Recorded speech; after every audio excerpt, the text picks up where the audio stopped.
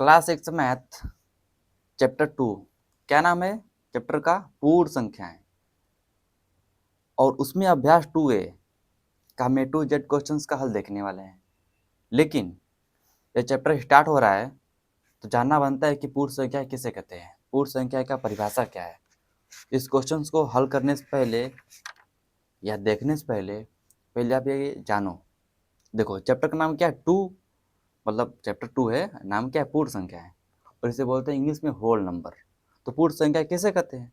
देखो शून्य बोले तो जीरो को प्राकृतिक संख्याओं के साथ सम्मिलित करने पर जो संख्या हमें प्राप्त होती है उन्हें ही पूर्ण संख्या कहते हैं या फिर कहलाती है, जो भी। ठीक है, देखो मैं थोड़ा मैं आपको समझा देता हूँ क्योंकि यह अभ्यास छोटा सा है, तो मैं समझा देता हूँ इसे। देखो पूर्ण संख्या क्या होता है? एक से होती है हमारे स्टार्ट प्राकृतिक संख्याएं। अब हमारा प्राकृतिक संख्याओं में ही शून्य बोले तो जीरो को सम्मिलित करने पर, ठीक है, अगर मैं जोड़ दूं जीरो को, तो अब हम इस सभी को मिला करके जो संख्या हमें प्राप्त होंगी उन्हें ही बोलते हैं पूर्ण संख्याएं। आई बात समझ में? बस जीरो से होते स्टार्ट पूर्ण संख्याएं। 0 1 2 3 4 5 6 7 8 9 10 जो भी है अनंत तक, उसे ही बोलते हैं पूर्ण संख्याएं। बहुत आसान चीजें हैं, ठीक है, आप समझ सकते हो आसानी से। तो यही था हमारा पूर्ण संख्या। आप ऐसे ही डालना हेडिंग और इसका आंसर लिख लेना। एग्जाम्पल है, इसका परिभाषा है। ठीक है, कोई दिक्कत नहीं। अब हम चलते हैं आगे। अब इस क्वेश्चन का हम A to Z क्वेश्चंस का हल देखते हैं। तो पहले आप इसका देख लो बुक में कि अभ्यास 2A का A to Z क्वेश्चन पहले आप देख लो। देखो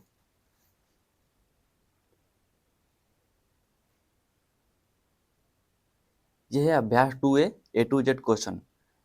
इसमें टोटल 5 ही क्वेश्चन है, 1 से 5 तक। तो अब 5 क्वेश्चन पहले आप देख लो, ठीक है।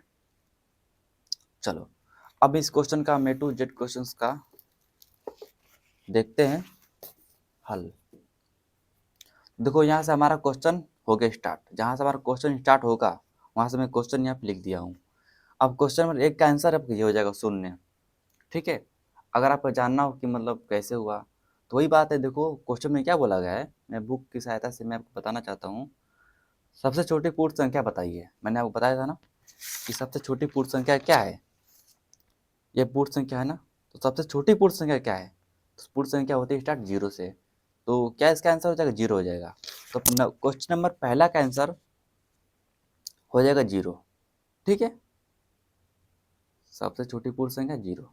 बस ऐसे ही आपको देख लेना है। और अब इसका क्वेश्चन नंबर 2 का आंसर आपका ये हो जाएगा, तीसरा का आंसर आपका ये हो जाएगा। ठीक है, अगर आपको समझना हो कि ये कैसे ये हल हुआ है तो मैं पहले ही बता रहा हूँ और पहले भी बता चुका हूँ कि ऐसे सभी अभ्यास का हल हल करते हुए वीडियो बन चुका है, आप जाकर देख सकते हो। ठीक है, मैं केवल लेकर आया हूँ नोट्स, तो आप नोट्स देखो।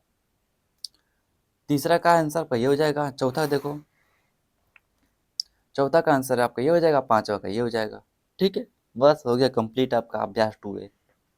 ठीक, आराम से आप वीडियो रोकना है और आराम से आपको लिख लेना है इसका आंसर। ठीक, चलो अब हम लाते हैं, देखते हैं नेक्स्ट वीडियो में अभ्यास 2B। जय हिंद।